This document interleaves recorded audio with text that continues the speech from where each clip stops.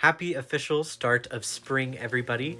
I am filming this in the beginning of April, and I am just completely in love with the spring vibes Utah is throwing our way. We have gotten a lot of fall summers, we have gotten a lot of rainstorms, we even got a brief snowstorm, which I'm letting slide because we do need we need some good precipitation for our Great Salt Lake. Today I'm going to be doing my spring favorites. These spring favorites are going to be things I have consumed in this spring. So not spring recommendations of what I would recommend overall for spring. That's a separate video. So if it's like the book and movie or magazine category, it is things that I have consumed within this spring that are my favorites.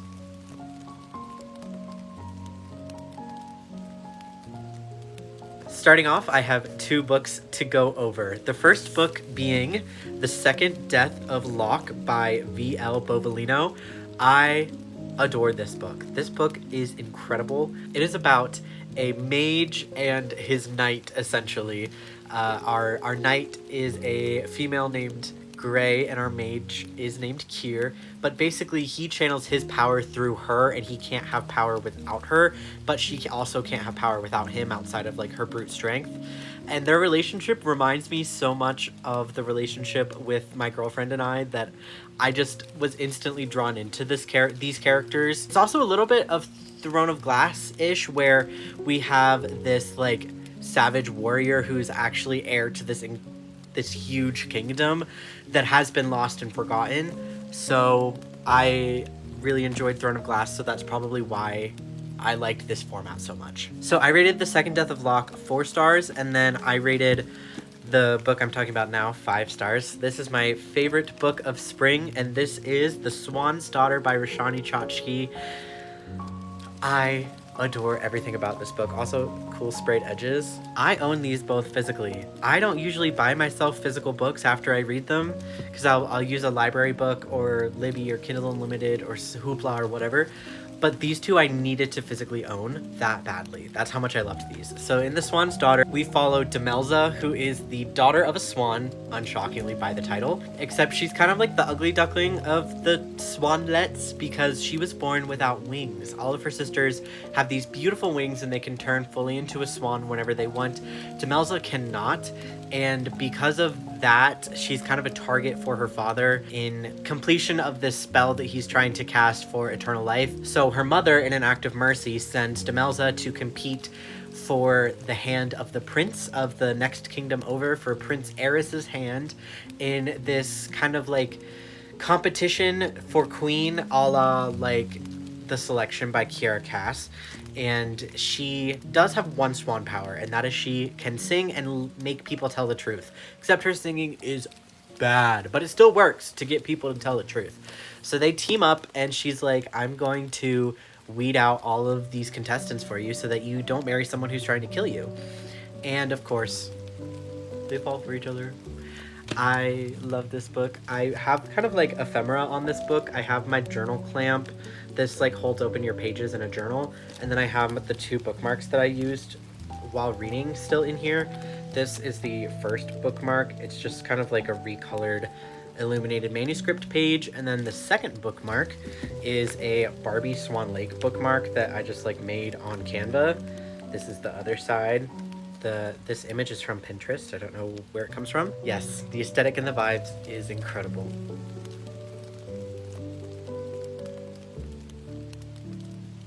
Next category is movies. These are movies that I have watched so far this spring that are my favorite. The first being Pretty Lethal, which came out this year and was directed by Vicky Jewson. This follows a group of girls and their teacher from a ballet school, a ballet academy, as they travel to this new country for a competition. But they end up trapped in this murderous hotel full of gang members who are out to kill them because they have witnessed something that the members of this mafia wish to not get out, so their best decision is to kill the ballerinas. I did ballet for like 15-ish years. I went to a proper ballet conservatory, so I'm very familiar with actual ballerinas and the delusions and reality of ballet. And let me tell you this, A lot of people on Letterboxd were hating it because of how inaccurate they thought the like ballerina characters were. That is completely false. These girls are incredibly accurate. We have the incredibly over-sheltered, over-religious homeschool kid who only does ballet as her social activity. We have the rebellious one who's like actually kind of alternative and emo but still does ballet. We have the bunheads who will literally do anything for ballet. Like, all of these characters are real people that I know or that I was. Obviously, I was the alternative ballet dancer. You learn a lot of skills in ballet that are transferable to violence. And I can say that realistically, ballerinas are delusional enough to think that we could take down murderers or a mafia using ballet skills. And this movie plays on that perfectly. They come up with absolutely insane things. They stick razor blades in the block of their point shoe because that's made out of wood or really hard plastic. So their kicks and their feet can be used as weapons, more so than the like hardwood of the block of a point shoe. It now has a weapon on it. They are both really bad and really good at fighting using their dance abilities. I just loved this. It was such a fun movie. It wasn't very serious. Like, it didn't take itself so seriously, and I just love that. I love that in a horror movie. It was so fun. The second movie I loved was The Thursday Murder Club, which came out last year, directed by Chris Columbus. This has Pierce Brosnan in it, and I love whatever he's in. He's one of my favorite actors to watch of that age. And this is basically a retirement community that solves a murder mystery. I think this was based off a book because this literally feels like my favorite cozy mystery books in a film. I cannot promote it enough. It literally feels like I have all of my cozy mystery books back here. It feels like a cozy mystery book in a movie.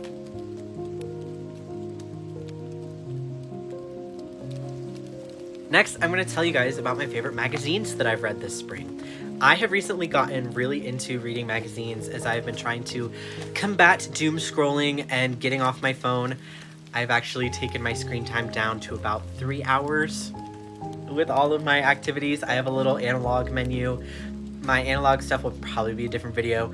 But as for favorites go, I have been loving magazines to distract me because there's something you can kind of flip through quickly unless you're reading the articles, which I do read a lot of the articles, but it also can satisfy the need to like scroll quickly because you can kind of just flip and look at the pictures if you want.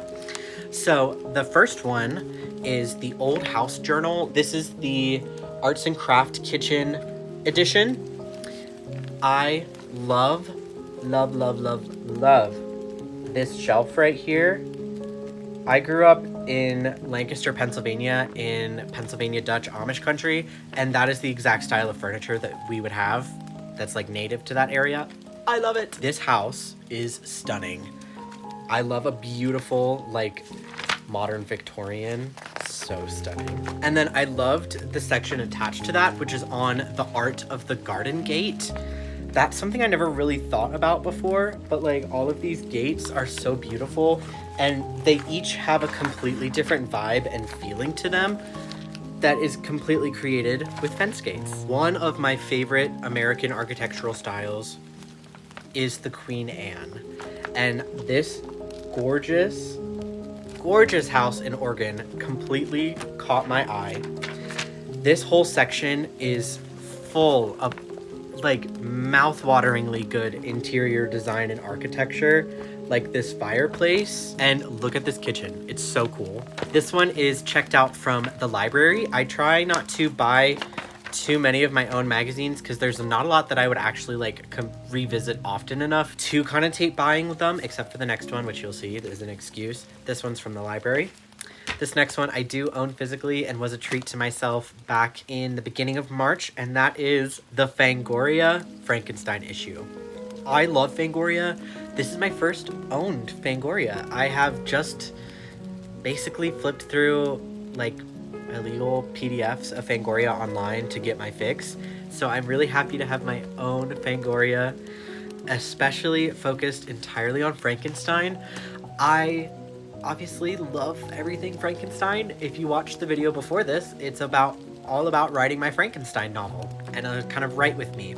So Frankenstein is completely completely up my alley. Some of my favorite pieces were this Frankenstein in Pieces feature, which basically talks about how the modern perception of Frankenstein and like modern general knowledge of Frankenstein is pieced together from all of these different medias instead of just the original text. It's also pieced together from different movies like Young Frankenstein, obviously the 1931 Frankenstein, Frankenweenie, like Tim Burton, and now the modern Poor Things and Guillermo del Toro Frankenstein.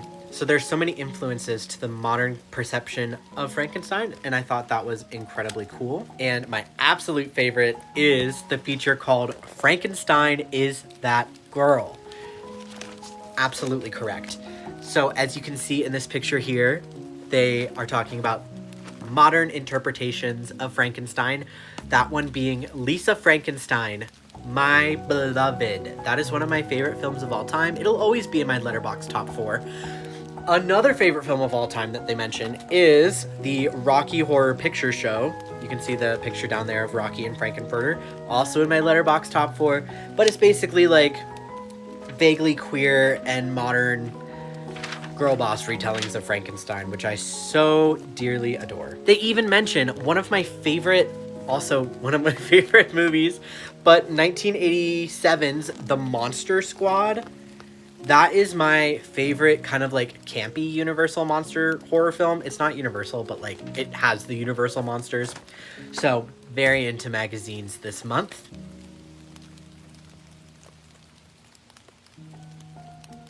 Next, let's talk about long-form YouTube videos that I have loved this month. Something I have been mindful of is consciously consuming YouTube videos as well.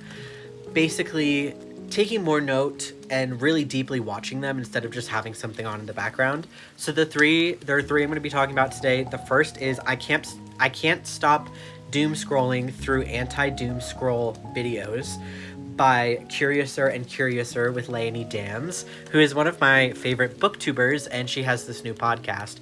And I really love this because it talks about obviously many things, but one of them is screen blindness. And she kind of describes screen blindness as forgetting you're on your phone and just like experiencing things.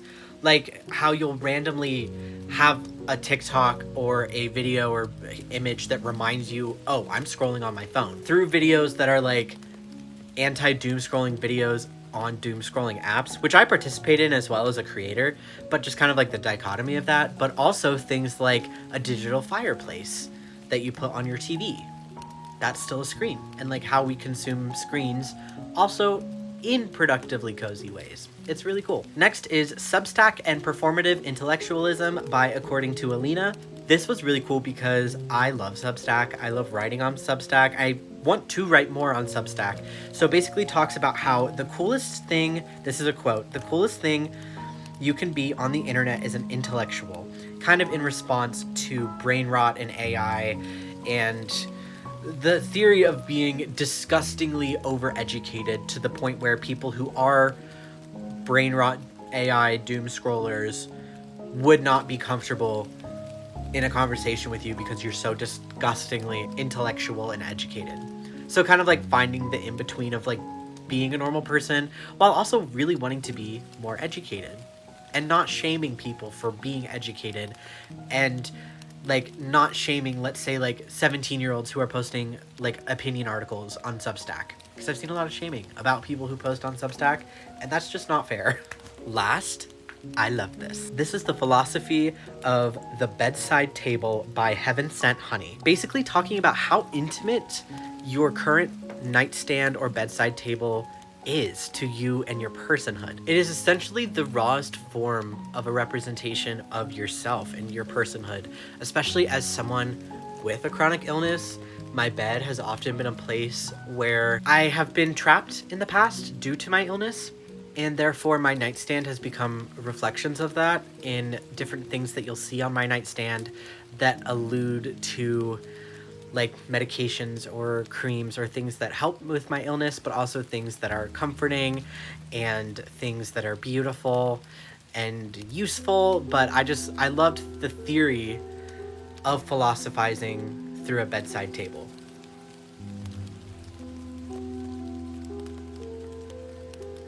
Next section is recipes. My 2 favorite recipes that I have been making non-stop this spring.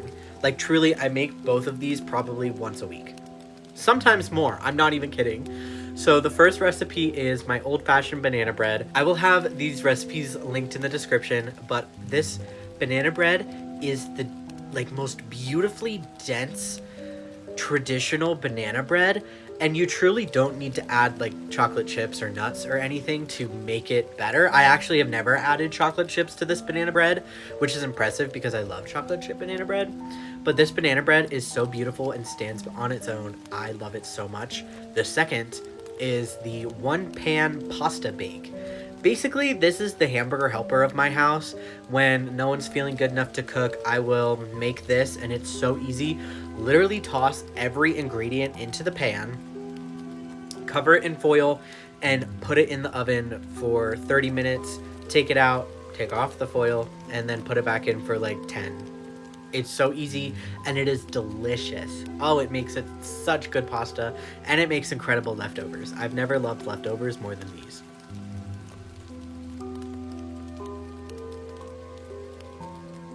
The last category is podcast episodes. There are 2 podcast episodes that I'm highlighting here.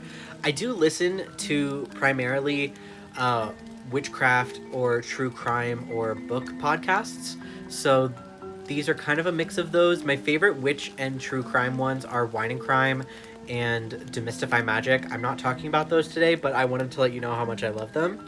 I'm going to be talking first about How I Survived a Vampire Cult by the Horrible podcast. We are meeting with a guest who tells us everything about how she survived an early 2000s vampire internet cult that also sometimes met in person, but basically was led by these cult leaders who were pretending and claiming to be Lestat, Louis, Armand, and Daniel from Interview with the Vampire, and claiming they were the real vampires that the novel were based off of, and that Anne Rice was wrote about their life, and it was such a good watch. But spoiler, if you decide to watch that episode, all of them ended up being this one older lady. Very delusional. The second one is Ditching Digital by Books and Beyond with that guy Jay. Jay is one of my mutuals on TikTok, and I would like to consider one of my friends. I've been on this podcast before, but the current episode I've been loving is Ditching Digital, where he talks a lot about analog hobbies, particularly cyber deck building. And cyber deck is something I am extremely interested in. I do not have the funds to start cyber decking, but I have some incredible ideas that I plan to create with my future cyber deck. I will be choosing a cyber deck instead of a laptop going forward. I do have a MacBook Pro, but it needs an entirely new battery and a couple other things that are only really going to prolong its life another year or two. So I really want to build a cyber deck, and Jay talks a little bit about this, and I loved that. Let's move on to part 2 of this video, where I am going to be doing a complete bag tour and bag spring cleaning.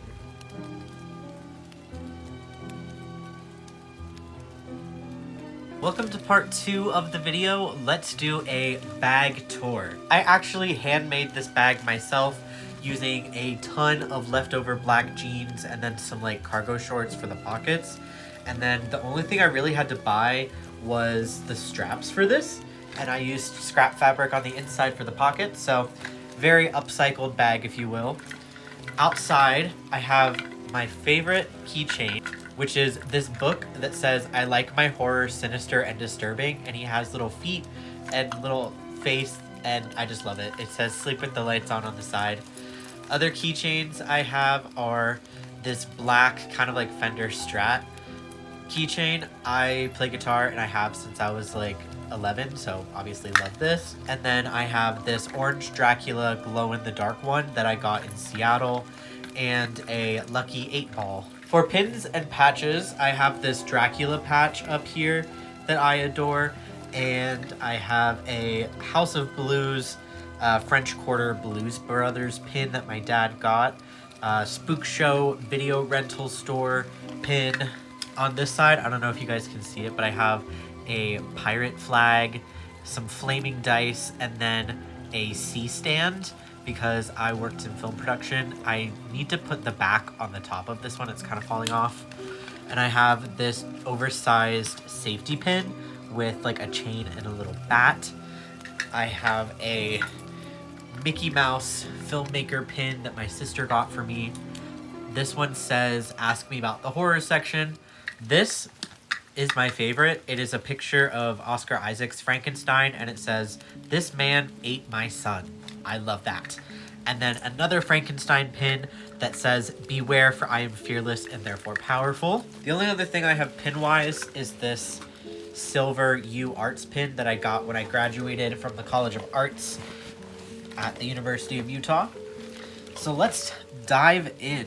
Let's go through this front pocket first.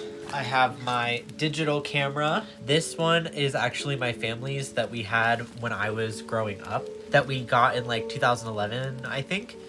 I love this one.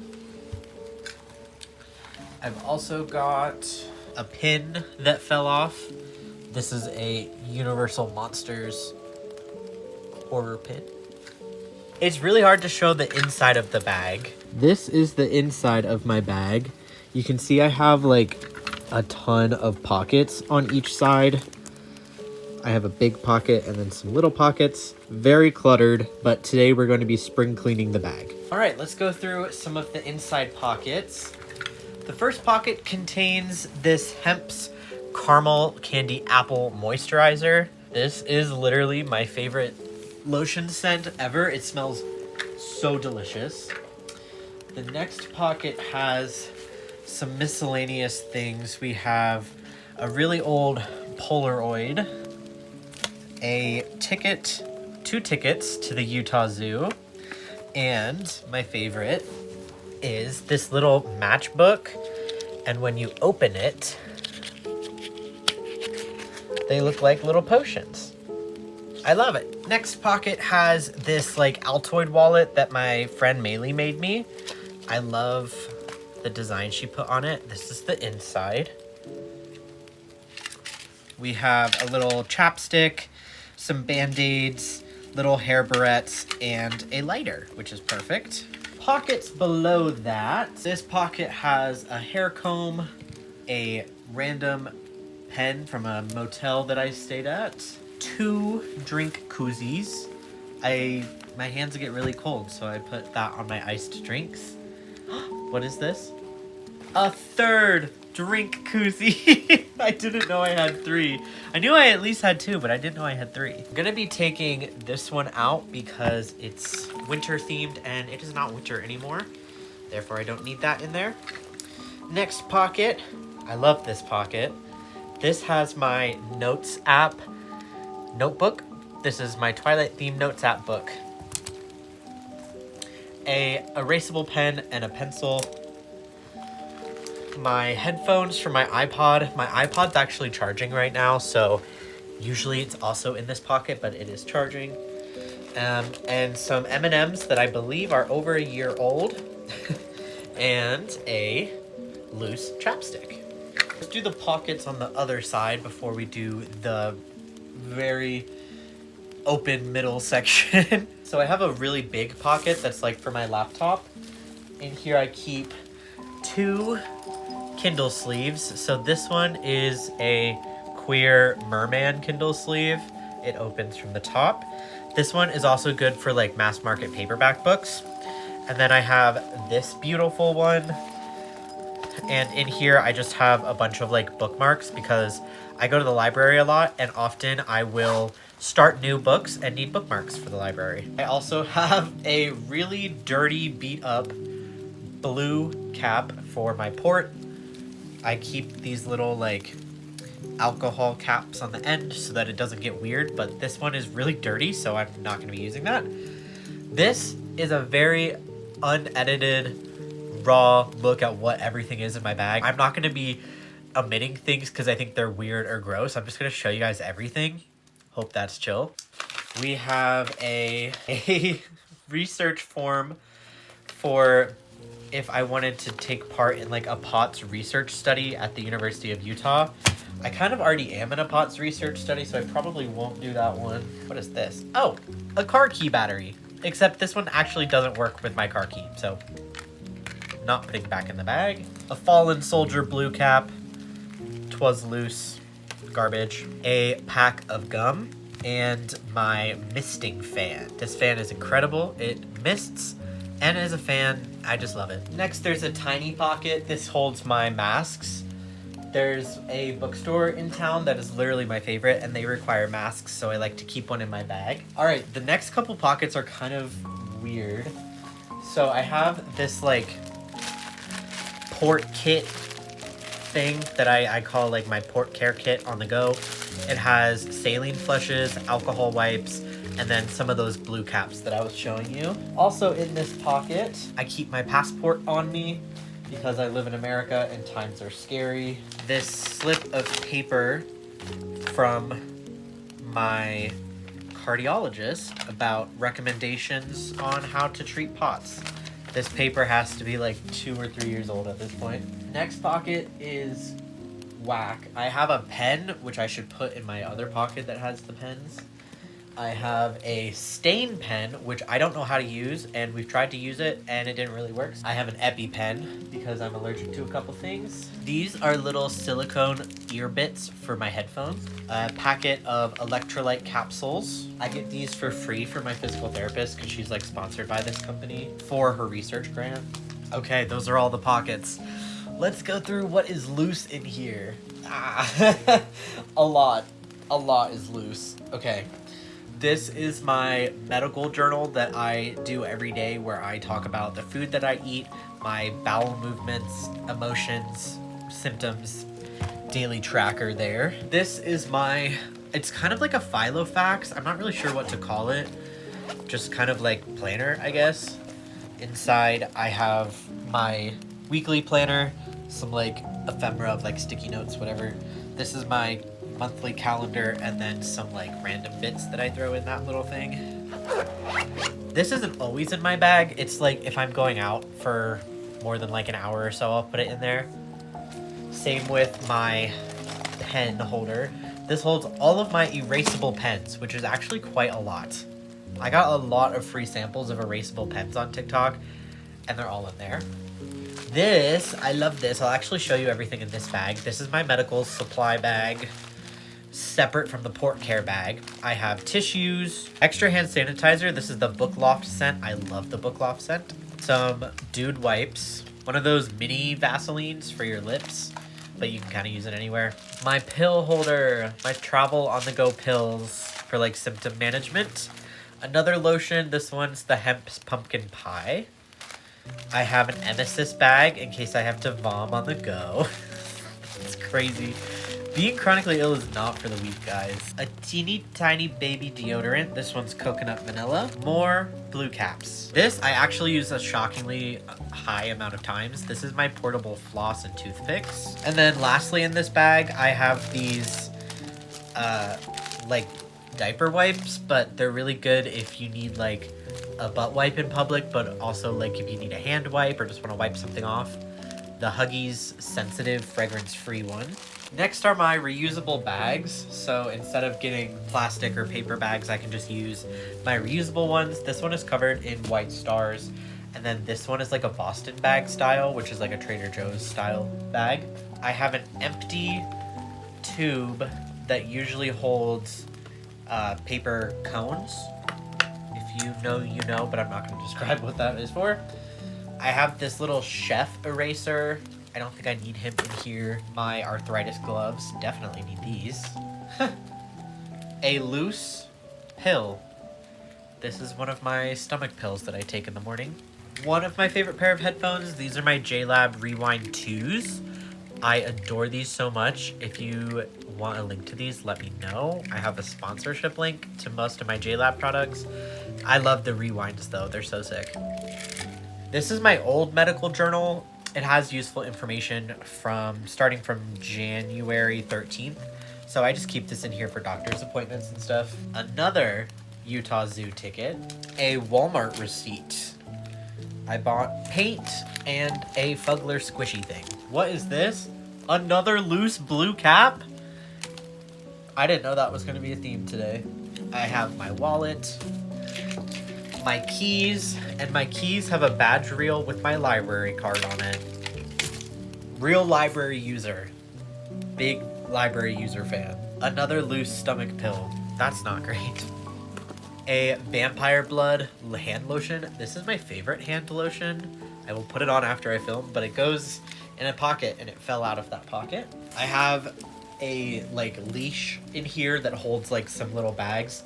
So it has my headphone bag attached to it, which has my brown JLab tones that I love, and a tiny sculpture of my orange cat. And then I'm going to put the iPod headphones that we found in here as well, just so they don't get too tangled. Also attached to the leash is my hand sanitizer. This is from Bath & Body Works. It has a little lantern that actually lights up on it. I've used this as a light inside of my bag in the dark. Life hack. And my little bear in a sleeping bag, which is holding currently Candy Apple Cauldron, which is one of my favorite Bath & Body Works sanitizer scents. A program from a Legend of Sleepy Hollow ballet that Ballet West was previewing, so I went to that. My coin pouch. It's an alien. It has coins. Lastly, this is like my favorite. I have a Ziploc bag of like fidget toys and squishies and my flarp. I got banned from like putties as a kid because I would totally put them in my hair or in the carpet.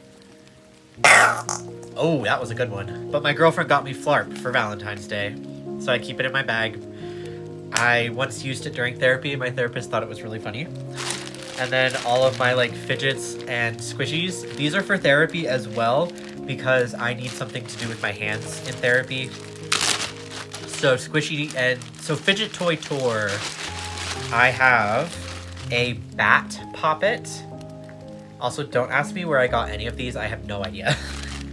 I have a pumpkin poppet. There's a theme, of course. I have this thing. I don't know what it's called, but it has a little bat on the top. You can kind of like squish it and play with it. I have my Nido mini ice cube thing. I love him. And lastly, my Nido water droplet thing. I got Nidos before they were cool. Kidding. I don't know when they became popular, but I got these like a year ago. They need a good cleanup, but I love using these during therapy. They go in this bag because I don't want to get hair and random bag dust on all of my squishies, so back in the bag. I just ripped the bag. All right, let's kind of chat as I put everything back because I just have a bunch of stuff on the floor that was like loose in my bag. I got all the trash out, which was good. Now it's just kind of like figuring out how to organize it nicely. Ooh, wait, there's more. A loose heart medication and the pin back for the C-stand pin. Let's put that on. Oh my goodness. I actually have a little like loop that I made to put my keys on so I would know where my keys are. So let's put them on that loop. The best part about making this bag myself was being able to fully customize exactly what I need. I am gonna take out the pens and my planner for today just because I'm gonna be working at my desk, so I don't necessarily need those in there. Okay, this looks so much more organized. I can't really show you because you're not really able to see it from the outside. I also struggle really bad with getting cameras to look inside of bags. Don't ask me questions. Oh, I forgot to show you two pins. On the strap here, I have this teeny pin that says microplastics make me stronger. It's a mini version of a big one that my girlfriend has. And this little bat. It's like an enamel bat. I love him. Wait, what's in here? There's a side pocket. A receipt for the pharmacy and stomach pills. I forgot I picked these up a couple days ago. Crazy. I am fully bag toured and cleaned out and ready to film my like TikTok bag tour, which is going to be a lot quicker than this. I personally love bag tour videos and will watch any bag tour video that comes up on my explore page. Like literally, I will watch any bag tour. They're so fun. But yes, this was my bag tour. Happy spring, everybody. The next video is going to be me remodeling my kitchen to look like a little witch's cottage. It's really cool. I've already finished filming it. I love it. You're gonna love it too. See you in the next one.